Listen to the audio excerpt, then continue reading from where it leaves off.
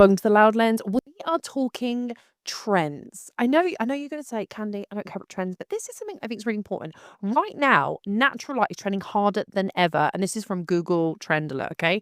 Blue hour weddings are the latest Pinterest obsession, and AI is either going to put us out of work or make us gods. I don't think anyone can understand. And everyone online seems to be editing like it's 1995 again. But I want to be real with you. It's almost winter in the UK. So despite the fact natural light is trending, natural in the UK is going to be gone by tea time, and blue hour is about 20 bloody minutes if we're lucky. If we're lucky. And AI, half of you won't admit you're already using it. So today I'm pulling apart these trends and showing you how they can actually play out in real life and give you the business edge. Basically, how to spot trends early, adapt them to your market, and not get caught chasing insta hype that makes no sense in Northampton in December because it's currently where I am, Northampton. I'm looking out into the sky thinking, oh, natural light. No, it's grey and it's raining. And we're in August. I'm literally recording this on the last day of August. By the time you listen to this, it will be in September. But it's, yeah, honestly, it is grey and grizz. And it's still meant to be summer. What? So why does trend watching matters? Before we rip into the hype, let me make one thing clear. Watching trends isn't about copying. It's about knowing what your clients are being fed. They're scrolling Instagram at midnight, seeing someone having a moody Iceland elopement, and they're emailing you going, "Can we do this in Milton Keynes or Milky Beans?" We still call it Milky Beans in Milton Keynes. And your job isn't to blindly say yes. Your job is to say, "I know that style. I know what you like about it. This is how we can make it work in the context of your day." Okay, it's how you stay relevant without sounding like a bitter dinosaur, like moaning. Oh, everything was better on film. I'm not shading film. I'll get onto that in a minute. Okay, so here's the practical bit. How do you even start spotting trends early? There's a thing called Google Trend Alerts. You can literally set alerts for family photography, wedding photography, etc., and see the spikes in what people are searching for. Okay, really easy to set up. Google it; it'll tell you how to do it.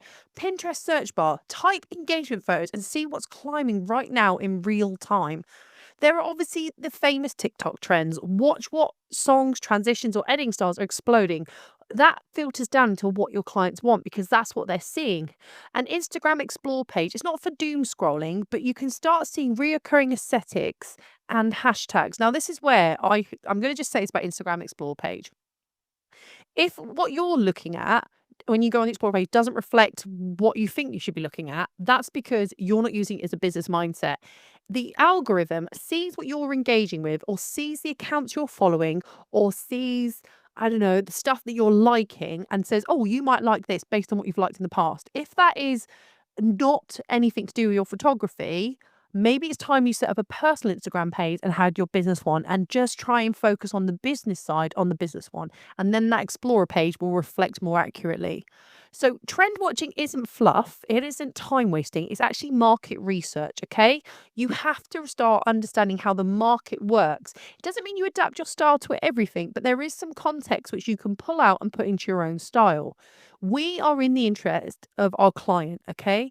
And yes, we have our set styles, but our clients are being fed things. Remember the blurry photo trend, which honestly I thought was kind of cute. It reminded me of like partying with my friends when we're out, with a little point and shoot camera. It's very nostalgic, warm, fuzzy feelings. Also, I feel it's very filmic. People loved it. People actually hated it. Lots of photographers went mad about it. And yet some of the photographers who were going mad online about it were then posting their own versions of it. I did mine a couple of years ago and it was quite nice because I think I was at the time with the trend when it really came out. And every now and then I'll get asked for it. And I think it does have its place even now. Maybe not as center focus as it was, but it's still quite nice to put it in.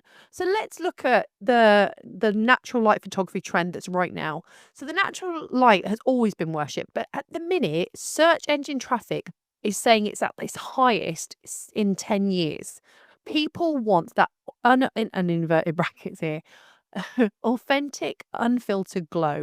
In reality, you're in December, you've got about 4 hours of light before the sun buggers off, and most of it looks like dishwater in the air, right? And you're kind of thinking, I can't get that. I can't do that, Candy. Right. And I know that there are people out there who just only shoot natural light. And I have to say, I don't know how you make it work in the UK if that's all you do. And I applaud you. Please, I'm not insulting you. But when you have training photographers to shoot in natural light, they tend to be in places like Australia or America, where there's, depending on where you are in America, I know it's all going to come to me that. But it like in these places where there is often a lot longer sunshine, okay? So take for example Annie Leibovitz though. I know everyone's going to have their opinions on her. I love her really. So the queen of mixing natural and flash to make it look natural, so it still delivers. Okay, you can do this. There are photographers out there who just use window light to create real intimacy. If you brand yourself as an only natural light photographer, you are going to drown in winters, particularly in the UK. Okay, we're going to talk about UK specifically in this podcast because that's where I'm based. You have to think about, maybe I need to learn some flash. Clients don't care how you light something. They only care that they look amazing in both December photo shoots and July photo shoots. Okay. So I don't know how to say this. You've got to kind of think about, can I create this work consistently? Now, here's what gets me. Photographers will proudly shout that I'm a natural light photographer only, like it's some sort of moral high ground. Babe, you're not purer than anyone else. You're just gambling with the bloody sun. That's also to say, all those that shout down at natural light photographers, and I know there's a big thing on the internet where they say, oh, natural photographers are only people who can't figure out flash. For some part, that is true, but I've seen people use flash who are dreadful. Okay. But if you're only shooting in natural light, you can only shoot in perfect golden hour. What are you actually offering? A service or a prayer to the weather gods, particularly here in the UK? Because even on summer days, we all still get cloud coverage and we're not having those golden hazy days. Okay. For me, the trend right now, and it's very popular, is that clients want this natural light photography. We and UK are moving towards autumn and winter. We are not going to have those golden hours if we're lucky, okay? So we need to think, how can we replicate that? Is there a way in which we could put a CTO gel on our flash and maybe create that golden haze that way? Maybe there is. And maybe I should do a YouTube video on that actually, to show you how that works. I think, wait, write that down in the book. We're going to do that. Okay, if you don't know, I have a YouTube channel. Highly recommend. You might be listening to this on the YouTube channel, by all greats, but maybe you're listening to it somewhere else. I have a YouTube channel. Just look out for Khandie Photography. I am there. So the other one that's trending, which I spoke about, is the blue hour wedding portrait. The sort of must-have moody photos right after sunset, cinematic, sexy, very Instagram right now. The reality is a blue hour lasts 20 minutes max. Then the venue might face the wrong direction. It might rain. Your couple might actually want to eat their dessert instead of freezing on a hill for your shot. Okay. There are people who can master it so well by mixing that bluey light, the inky bluey light, with some off camera flash to make this beautiful ambient mix. Okay. Beautiful moments. It worked. Again, you have to adapt what the client is getting, what's trending onto your situation. We are in the UK, honey. We aren't always getting those clear skies at night. Okay. And you can actually mix this up and get those low light romantic shots. You're just flexing a bit of technical know-how by adding a bit of flash in there. Or I don't know, even you don't even have to use flash. I know flash scares people, but what about even some constant light? At least then you know where the light's hitting. Okay. You can offer this trend, but you need to prep your clients. It's not guaranteed. You need to have backups, be it sparklers, fairy lights, creative flash, whatever. Manage expectations so you're not the knob dragging them outside for epic shots while their nan cuts the cake without them. Can I just say, I was at a wedding many, many years ago and the mum got bored of waiting and started cutting up their wedding cake. Mm. I'm going to tell you the number of times I see photographers panic because the couple wanted a blue hour shot, but the sky is cloudy. Honey, we live in Britain. Clouds are our national wallpaper. Okay? Stop promising shit you can't control and offer alternatives, or just shut the F up and don't offer it. Okay?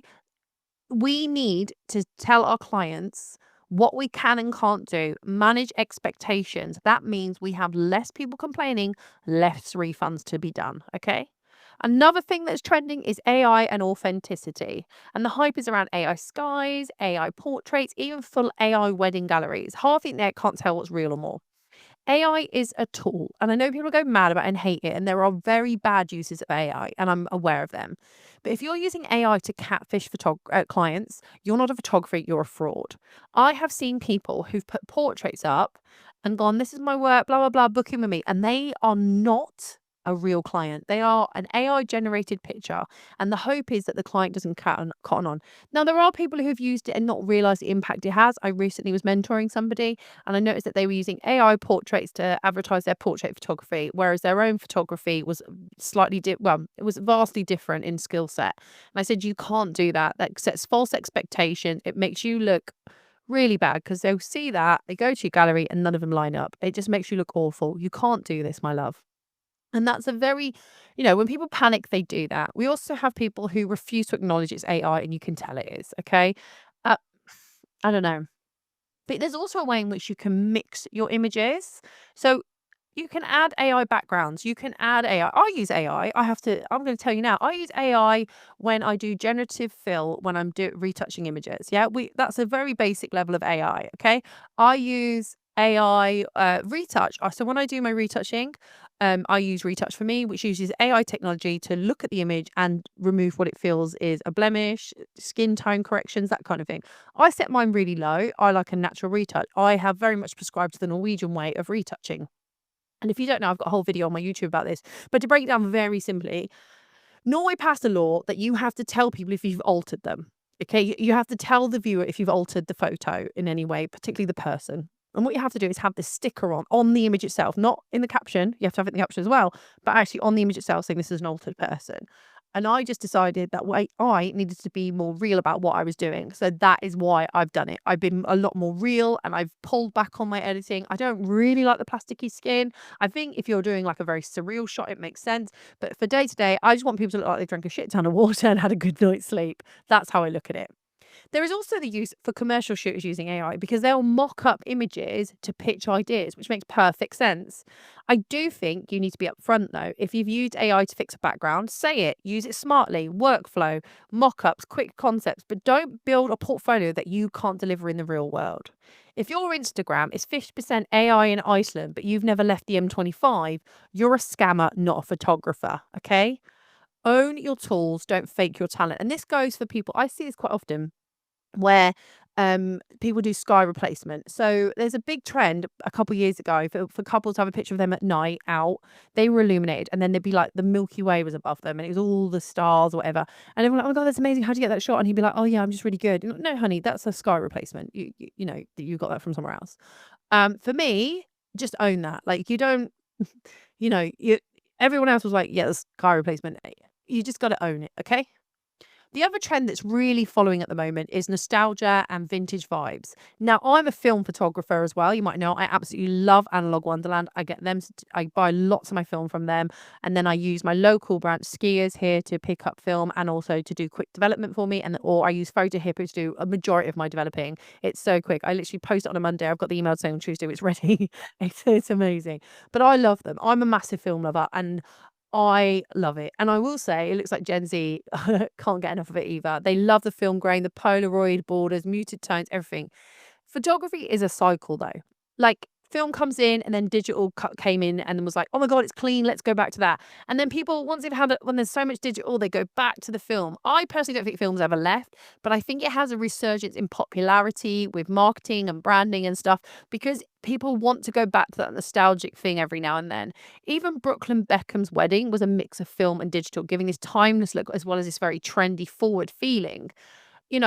Joshua Jackson, a great street photographer here in London, uses imagery that has a very filmic feel to it. Okay.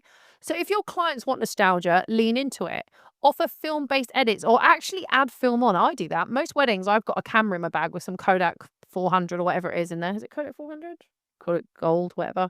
And I just take some pictures. But I would say, don't just whack a grain preset on Lightroom and call yourself artsy. We don't want to do that, okay? Now, some of you are charging extra for film edits when it's literally just a Visco slapped on a JPEG. That's fine if you want to do that. But, if you're going to tell you shoot film, you have to shoot film. There was a photographer who was, I think he was in London, was saying they're a film photographer. And then actually what they did was they shot digital and then put a film edit over the top. And a couple of the couples were very unhappy. They were in a Facebook group complaining about it. I think that's a very rare thing.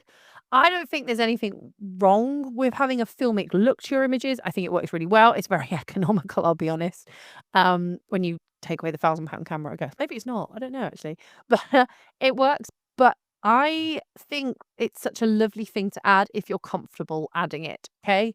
I don't think it's an awful thing to have. I love film. I'm a massive advocate for film. I love everything about it except the price point. But it works, okay? I think it's a lovely trend to keep. And even, even when I was younger, I remember there were still photographers using film, and now I'm older and I know that it's still being used. People use Polaroids. I remember that Emily Soto was always shooting on Polaroid. Now Polaroids were stunning. I always dreamed I would own one day. Maybe I should look at how much they're selling for now. I thought she was an incredible. She did all her stuff on Polaroid. It was just beautiful. And it's stood the test of time, okay? There's loads of people who shoot in medium format, and do amazing work. Look at my friend Ellen J. Rogers. She does incredible work. She hand paints her colors back in. It's got a very unique quality to it. It's hugely popular. Okay, I don't think film has ever gone away, but I think it has a resurgence amongst um, creative types every couple of years when people want to go back to that. I always think it's really funny. It's always after there's been a massive leap in digital photography, like maybe the sensors have gone, or we started adding some extra gadgets and gizmos to our digital cameras, and suddenly everyone goes, "Whoa, let's go back to simpler times of film." And it's quite nice to see it, but for me, it's never gone away.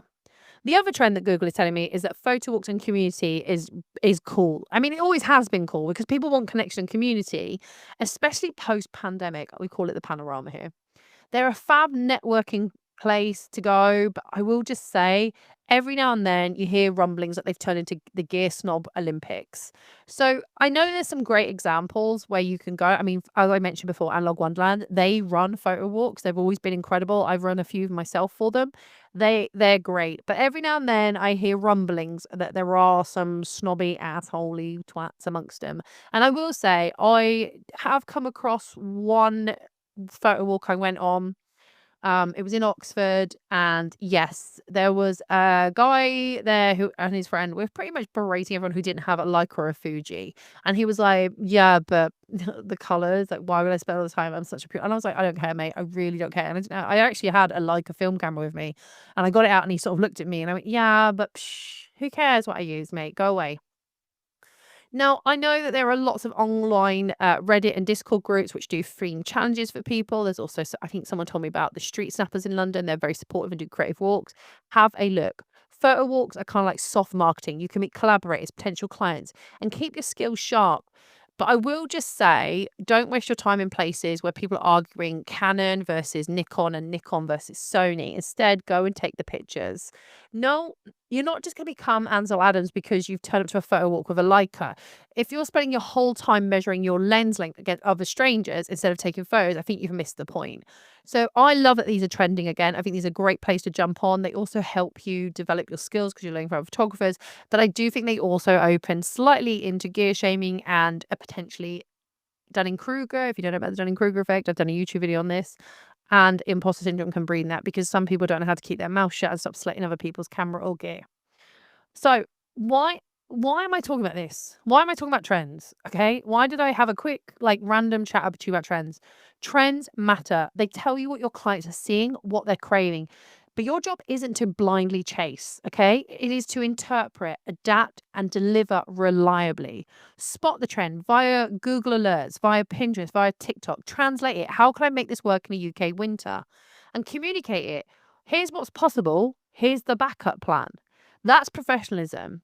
That's how you build a business that lasts beyond whatever Instagram, TikTok are obsessed with this week. Okay. So stop worshipping trends like they are the gospel. They are the tools, not the commandments. Your clients care less about whether you nailed Blue Hour and more about whether they look good in their photos.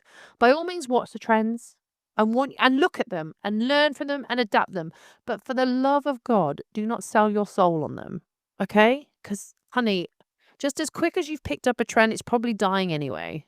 But it's good to keep checking. This is why I think it's really weird. Photographers themselves do not spend time not just posting online, but actually researching their market. And this is something I think a lot of people overlook. They just go, right, I'm a photographer. I'm going to take pictures. Are you following the latest trends? You need to. And I'm not saying you need to, oh no, I do my own thing. That's great. But your clients are probably consuming it. They probably want something similar to it. Have a look. Okay. Have a look. And I will just say, almost guaranteed, that the engagement of Miss Swift, Taylor Swift, and Travis Kelce will have an impact on engagement and weddings because it's gone viral. Do you know it crashed the internet for a while? Move over Kim Kardashian with your booty and the champagne shot. This is them. And they just did a really cute announcement. Okay. there is going to be people trying to emulate that and recreate that, even so much so that even jewelers are prepping themselves for the mine cut diamond that she was wearing because they know it's going to have a resurgence. The dress she wore, people are posting, I've got the same dress as Taylor Swift for an engagement. You know, they're dissecting, oh, this is where a trend, and it's a massive thing. You might hate her, you might not appreciate her, but the fact is your clients are probably consuming a lot about her right now. Okay? So watch these trends. Anyway, I want to hear from you. What trend requests have your clients thrown at you lately? Have you ever nailed a trend in tough conditions? Has there been one that's just gone nope to you? DM me, drop me a message, join the Loud Lens Facebook group where you can chat and even recommend episodes where topics for me to cover. Let's have a real conversation and not just another TikTok trend cycle. And until next time, light your own bloody set when the sun disappears. Stop lying about ice and elopements. And remember, you're a business, not a trend chasing hobbyist. Okay. All right. Does that sound good to you? It's been a pleasure, my loves. This is a very serious one, but it's one that I think that people have overlooked quite a lot. Google Trends are something that we need to be looking at. Yeah, maybe I should do more of these. Maybe I should do more of these episodes. This is quite a good one for those who are like, how do I market? What's popular right now? Here you go. There you go. All right, I'm going now. I'm going to have a cup of tea. Dual decaf, by the way. 3 years.